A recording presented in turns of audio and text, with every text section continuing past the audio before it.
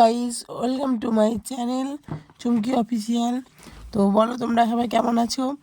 আমি খুব একটা ভালো নেই, সেটা আমার গলা শুনেই হয়তো বুঝতে পারছো। তো দেখো সারাদিন আমি কি করি না করি খুঁটিনাটি ভিডিওগুলো তো তোমরা দেখতে থাকো, অবশ্যই ভালো লাগবে। তো শরীরটা এতটাই খারাপ ছিল যে তোমাদের প্রতিদিন ভিডিও দিতে পারিনি, তো তোমরা দেখতে থাকো যে আমি ঘরটা মুছে নিই, তারপর তোমাদের কাছে আসছি। তো আজ বৃহস্পতিবার, দেখতেই পাচ্ছ গোটা বারান্দাটাই মুছে নিয়েছি। তো প্রতিদিন মোছা হয় না, কারণ কি প্রতিদিন এই যে মেঝে করা নেই, তো তো সপ্তাহে একদিন কি দুদিন এরকমভাবে মোছা হয়। তো এই যে দেখতেই পাচ্ছ যে গাটা ধুয়ে চলে এসেছি আমি পুজো করতে। তো এই যে থালাগুলো সাজিয়ে নিচ্ছি, তারপরে পুজোটা দিয়ে নিয়ে আবার তোমাদের কাছে আসছি।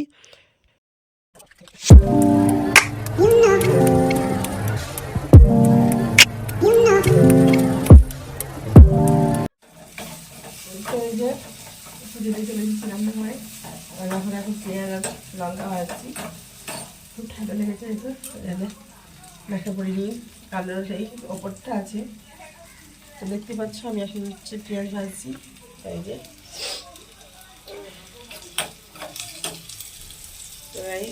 কড়াই দিইনি এই কারণেই, কারণ কি কড়াইটাও পুড়বে, তো এবারটা পোড়া বাটি, তো পোড়া বাটির মধ্যে আমি বসিয়ে দিয়েছি পেঁয়াজ ভাজা। তো তোমরাও বলো সে আমার মতো কে কে এই বাটির মধ্যে বা হাতার মধ্যে পেঁয়াজ ভাজা, আমি আর ভাজি। এই যে বাটি চামচ, আর এই বসিয়েছি জল, ছেলে করবে স্নান, তার জন্য জলে বসিয়ে দিয়েছি।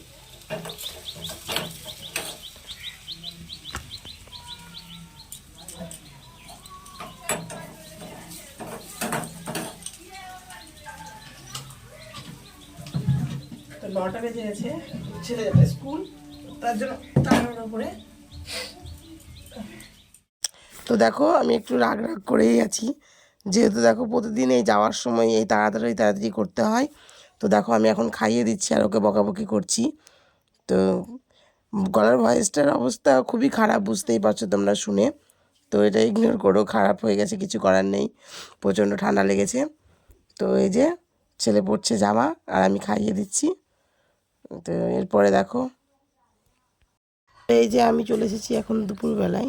তো দেখতেই পাচ্ছ আমিও ঘুমোচ্ছি, আর এদিকে আমাদের মেয়েও ঘুমোচ্ছে। তো দেখো কি আর করবো, এখন কিছু তো করার নেই, তো ঘুমোচ্ছেও, আমি ভিডিও করছি, কারণ কি আমার তখনও ঘুম আসেনি। তো এই যে আমাদের দাদা চলে আসলো, তারপরে এই যে চলে যাচ্ছি একদম ডাইরেক্টলি রান্নাঘরে, কারণ কি আমি শুয়েছিলাম, তো ওটাও সহ্য হলো না, উঠিয়ে আমাকে ডাকলো আর বললো যে রান্না করতে হবে। দেখো আমি কী নিয়ে এসেছি, তো দেখতেই পাচ্ছ তোমরা যে কী রান্না হচ্ছে।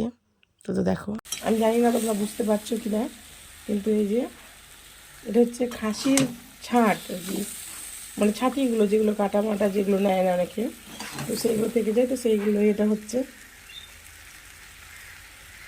আর এই যে এখানে আমি হচ্ছে কী করেছি, এটা কি চিড়ে ভাজা, আর এখানে আছে রিকোশ ভাজা। এই হচ্ছে এখন আমার রান্নাঘরের অবস্থা। তো এই যে লাল মাংসের ঝোল হয়ে গেছে, মাটনের ঝোল, যে আমরা খেয়ে নিচ্ছি, এই যে খাওয়া হয়ে গেছে। তো তোমরাও এটা খেয়ে নিও, ঠিক আছে, দেখতে থাকো।